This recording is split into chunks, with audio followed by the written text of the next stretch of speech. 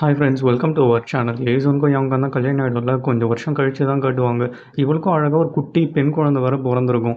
இருந்தாலும் இவன் மாமியார் இவளுக்கு ஆண் குழந்தை தான் வேணும் அப்படின்னு சொல்லிட்டு கோயிலுக்கு கூப்பிட்டு வந்து பரிகாரம்லாம் வர பண்ண வச்சுக்கிட்டு இருப்பா. அங்கே இருக்கிற ஆன்ட்டியை 108 தடவை பண்ணால் போதும், ஏன் உங்கள் மருமகளை எப்படி டார்ச்சர் பண்ணுறீங்க அப்படின்ட்டு வர திட்டிக்கிட்டு இருப்பாங்க. இவன் என்ன வெறும் கையை தானே வீசிக்கிட்டு வந்தா, வரதட்சணை கூட எதுவும் எடுத்துகிட்டு வரல, அட்லீஸ்ட் எனக்கு ஒரு பேரனாலும் பெற்று கொடுக்கட்டுமே அப்படின்னு சொல்லிட்டு ஓவராக வேற பேசிக்கிட்டு இருக்கும்.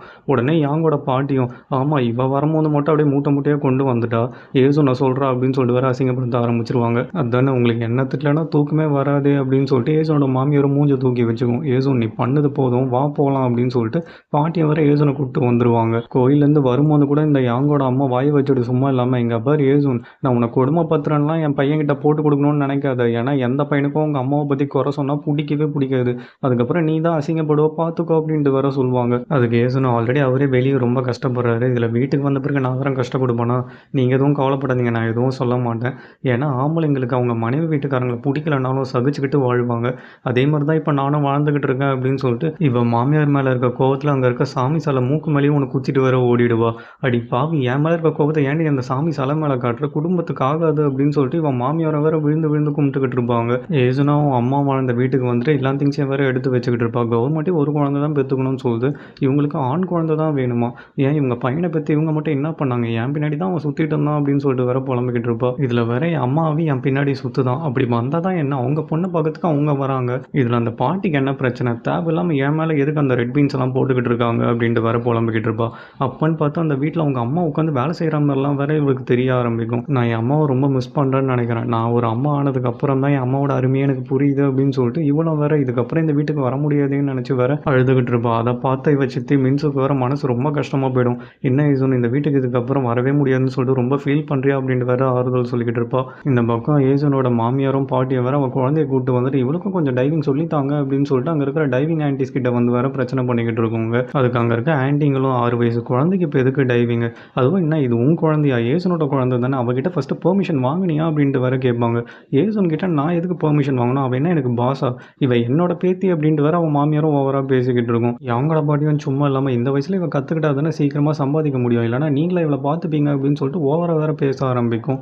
உடனே அங்கே இருக்கிற ஆன்ட்டியும், இங்கே பாருங்கம்மா ஏசனோட அம்மா அவளே டைவ் பண்ண விட்டதில்லை, அவள் பேத்தியவா டைவ் பண்ண விட்டுருவா அப்படின்னு சொல்லிட்டு வேற திட்ட ஆரம்பிச்சிருவாங்க. இதுக்கு மேலே உங்ககிட்ட பேசி எந்த யூஸும் இல்லைன்னு சொல்லிட்டு அந்த பாட்டியும் அவங்க பேத்தியை கூப்பிட்டு வேற அங்கேருந்து கிளம்பிடுவாங்க. இங்கே கட் பண்ணால் நம்ம ஏசனோட சித்தி தான் அந்த வீட்டை விட்டுட்டு இங்கேருந்து கிளம்புறாங்கல்ல, ஏசுனா அவங்களுக்கு பேக் பண்ண ஹெல்ப் பண்ணிக்கிட்டு இருப்பாங்களாம். உடனே அவன் சித்தியும், எதுக்கு நீ இதெல்லாம் பண்ணிக்கிட்டு இருக்க, எங்கே அந்த 2 சின்ன மாண்டுங்க அப்படின்ட்டு வேற கத்திக்கிட்டு இருப்பாங்க. ஏசுனா என் தம்பி தங்கச்சிங்களை அப்படி பேசுகிறவெல்லாம் வச்சுக்காதீங்க, அப்புறம் நான் சும்மா இருக்க மாட்டேன் அப்படின்ட்டு வேற கத்த ஆரம்பிச்சிருவா.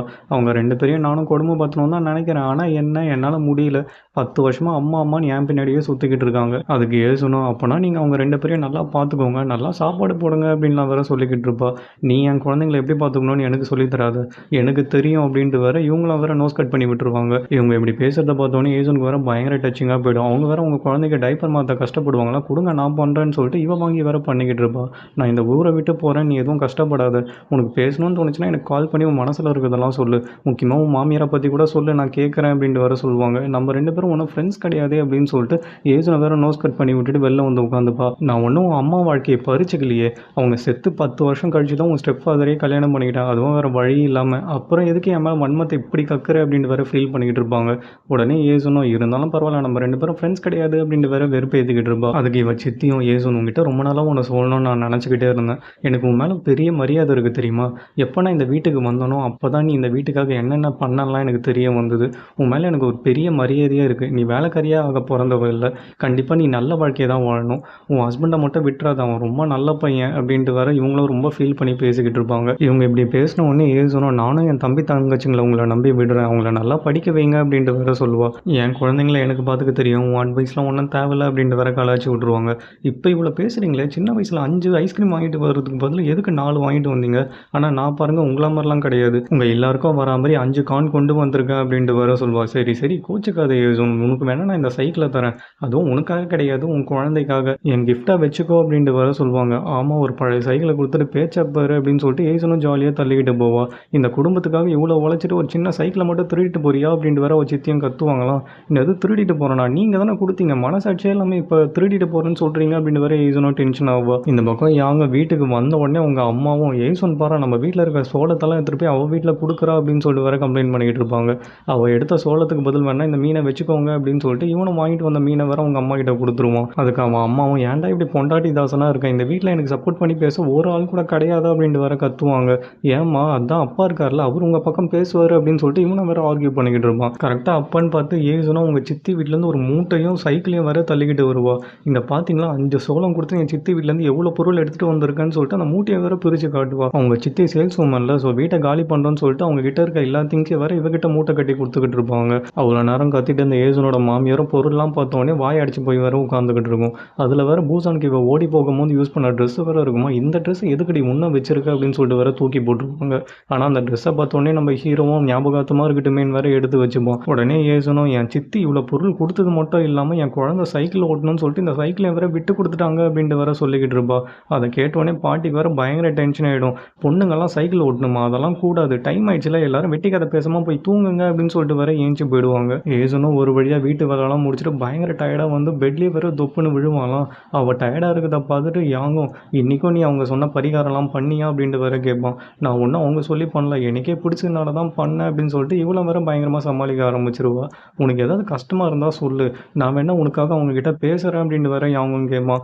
தயவு செய்து நீ எதுவும் பேசுகிறாத, நீ ஆல்ரெடி எனக்கு சப்போர்ட் பண்ணுறதுனாலே என்னை பயங்கரமாக திட்டிகிட்டு இருக்காங்க, இன்னும் சப்போர்ட் பண்ணி சண்டை போட்டால் எனக்கு ஒன்றே போட்டுருவாங்க அப்படின்ட்டு வேற ஃபீல் பண்ணிக்கிட்டு இருப்போம்.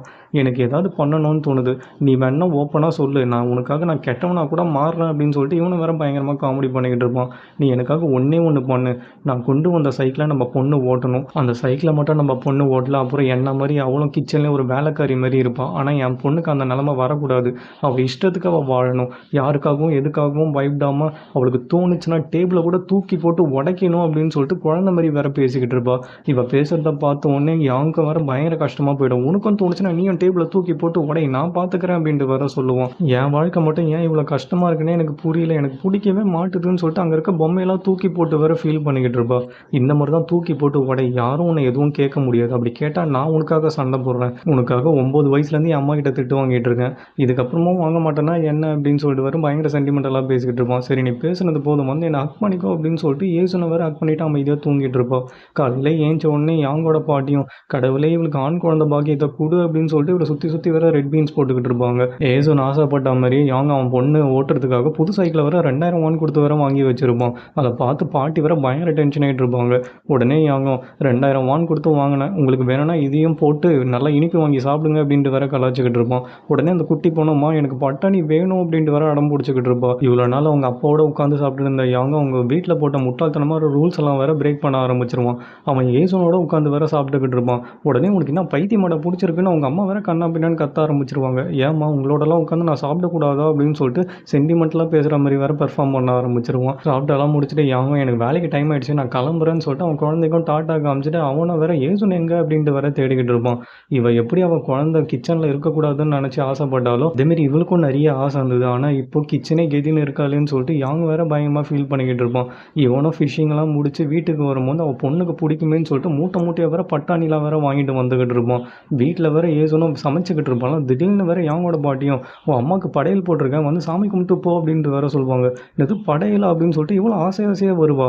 ஆனால் அங்கே பார்த்தா இவளோட பொண்ணை டைவர் ஆக்கணும்னு சொல்லிட்டு சடங்கெல்லாம் வேற பண்ணி வச்சிருப்பாங்க. யாங்கோட பாட்டியும் நம்ம குடும்பத்தில் பிறந்துட்டு இவன் என்ன வக்கீல் டாக்டருமா ஆக போறா, இவளும் ஒரு டைவராக தானே ஆக போறா, அதனால தான் இவன் முன்னோரான உங்க அம்மாவோட ஆசீர்வாதத்தோட இதை பண்ணலான்னு இருக்கேன் அப்படின்ட்டு வேற சொல்லுவாங்க. ஏசுனுக்கு வேற டென்ஷன் தாங்க முடியாது. போட்ட படையெல்லாம் தூக்கி போட்டு உடைச்சிட்டு என் பொண்ணை டைவர் ஆக்கிறதுக்கு உங்களுக்கு என்ன உரிமை இருக்குது, என் பொண்ணு என்ன ஆகணும்னு சொல்லிட்டு நான் தான் முடிவு பண்ணும், உங்களுக்கு அந்த ரைட்ஸே கிடையாதுன்னு சொல்லிட்டு அவங்க பொண்ணை இழுத்துட்டு வேற வெளில போவா. நீ போகிறதுனா போடி, என் பேத்தி எங்கே கூட்டு போகிற அப்படின்னு சொல்லிட்டு இவளோட மாமியாரை வேற சண்டை போட ஆரம்பிச்சிருவாங்க. என் பொண்ணை டைவர் ஆக்கிற உரிமை இங்கே யாருக்குமே கிடையாது, என்ன மாதிரி அவளையும் வேலைக்காரியாக்க ட்ரை பண்ணுறீங்களா அப்படின்னு சொல்லிட்டு ஏசுனா வேற பயங்கரமாக கத்திக்கிட்டு இருப்பா.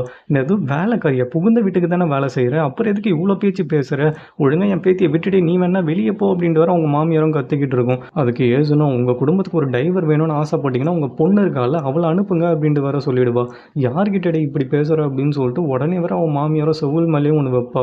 எவ்வளோ தைரியம் தான் என் பொண்ணை அனுப்புன்னு என்கிட்டயே சொல்லுவேன், உனக்கு என்ன கொழுப்பு ஏறிடுச்சா அப்படின்னு சொல்லிட்டு பயங்கரமாக வேற திட்ட ஆரம்பிச்சிருவாங்க. அப்பன்னு பார்த்து யாங்கும் வேற வந்துருவான். இவங்க பேசுனதெல்லாம் வேற கேட்டுட்டு இருப்பானா. யாங் வந்த உடனே அப்படியே வேற இந்த ஆன்ட்டியும் பிளேட்டை மாற்றிடும்.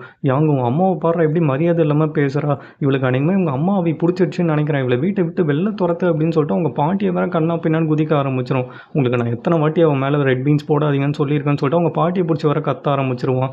ஐயோ எனக்கு நெஞ்சு வலி வந்துருச்சே அப்படின்னு சொல்லிட்டு அந்த பாட்டியை ஹெவியாக பெர்ஃபார்ம் பண்ணுமா. ஏசோன் எல்லாம் உன்னால தான், பாட்டிக்கு பேர் உன்னால நெஞ்சு வலியே வந்துடுச்சு, மரியாதையே வீட்டை விட்டு வெளியே போ அப்படின்ற வரை யாங்கோட அம்மாவும் கத்துவாங்க. இவங்க பண்ணுறதுலாம் பார்க்கும்போது யாங்கால கோவத்தை கண்ட்ரோலே பண்ண முடியாது. ஏசோன் என்ன நம்பி தான் இந்த வீட்டுக்கு வந்தா, ஒன்றும் உங்களுக்கு மருமகளாக இருக்கலாம் வரல, இவளே இந்த வீட்டில் இருக்கக்கூடாதுன்னா நானும் இருக்க மாட்டேன், வா ஏசோன் போகலான்னு சொல்லிட்டு வீட்டை விட்டு வேற வெளில வந்துருவான். இவங்க தொல்லையே வேணான்னு சொல்லிட்டு ஊருக்கு ஒதுக்குப்புறமா ஒரு சின்ன வீட்டில் வேற வாடகைக்கு தங்கியிருப்பாங்க. இவனுக்கு வேற வேலை ஒழுங்காக இல்லாதனால வீட்டுக்கு வாடகை கொடுக்கறதுக்கே ரொம்ப கஷ்டப்படுவான். அந்த ஹவுஸ் ஓனரும் வெளியே வந்து கதவு வேற தட்டிக்கிட்டு இருப்பாரு.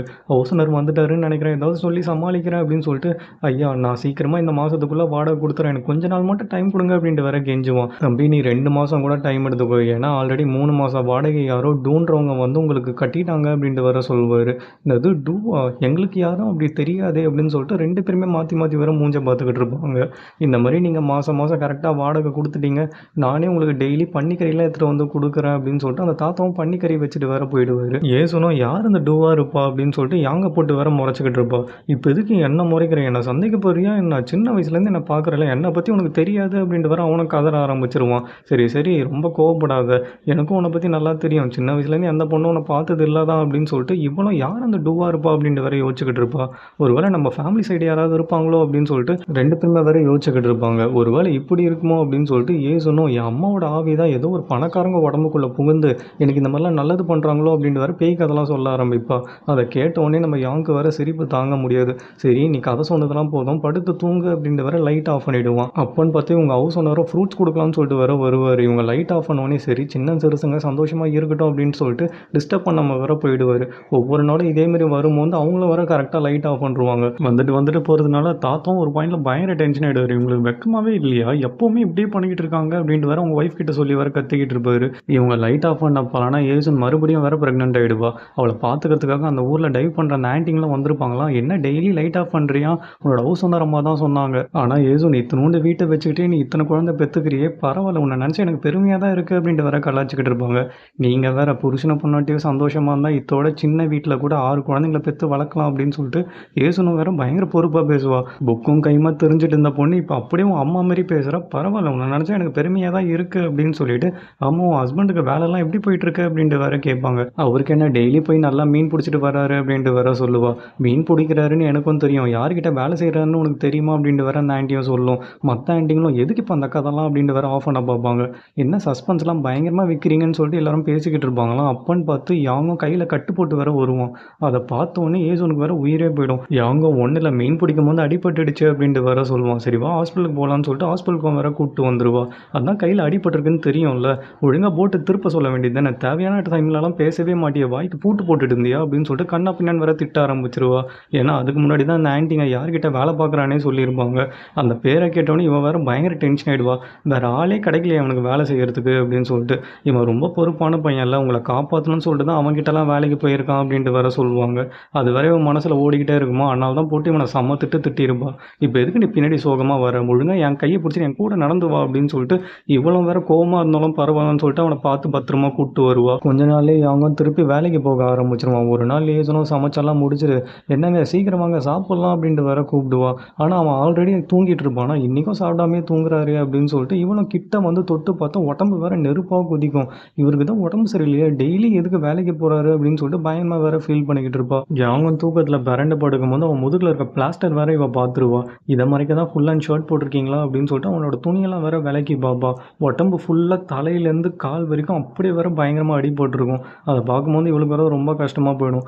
இருந்தாலும் இவன் கொஞ்சம் கூட ரெஸ்ட் எடுக்காமல் திருப்பி வேற மீன் பிடிக்க போகிறேன் அப்படின்ட்டு வேற சொல்லுவான். ஏசோன்னா எவ்வளோ சொன்னாலும் கேட்க மாட்டானேன்னு சொல்லிட்டு வேற வழியே இல்லாமல் பார்த்து பத்திரமா மீன் பிடிச்சிட்டு வாங்க அப்படின்னு சொல்லிட்டு வேற சந்தோஷமாக வழி அனுப்பி வைப்பா.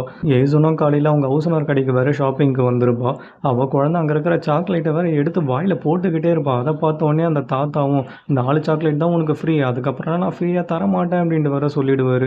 இவகிட்ட வேற காசு ரொம்ப கம்மியாக இருக்குமா, இருந்தாலும் பரவாயில்லன்னு சொல்லிட்டு எக்ஸ்ட்ரா ஒரு சுகர் டப்பா வேற வேற கேட்பா. இவளும் அந்த சுகர் டப்பா வாங்கிட்டு நேரா வேற யாங் வேலை செய்கிற அந்த கேப்டனோட வீட்டுக்கு வேற வந்திருப்பா. அந்த லேடியும் உன் புருஷனுக்கு கையில் அடிபட்டு இருந்ததுல இப்போ எப்படி இருக்கு அப்படின்ட்டு வேற விசாரிச்சுக்கிட்டு இருப்பா.